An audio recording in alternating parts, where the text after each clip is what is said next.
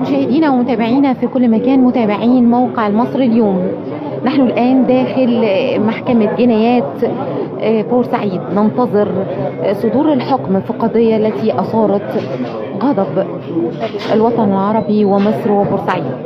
نحن الآن داخل قاعة جنايات بورسعيد، ننتظر الحكم النهائي في قضية نورهان المتهمة بقتل والدتها بمساعدة عشقها. نحن الآن داخل القاعة وننتظر صدور الحكم.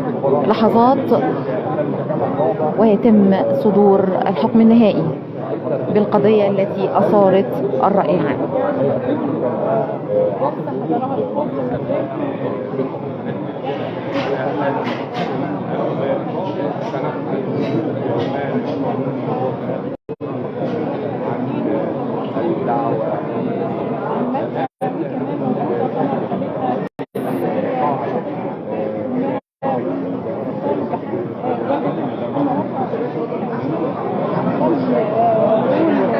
والدها نازل بالحق المدني وهو موجود معنا في قاعة المحكمة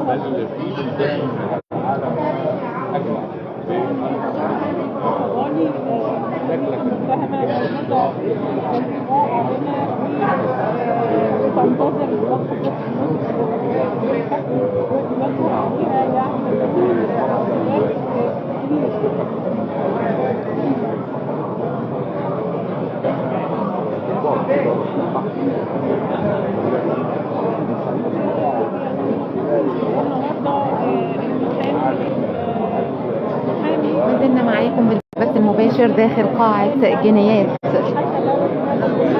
بورسعيد وننتظر الحكم النهائي.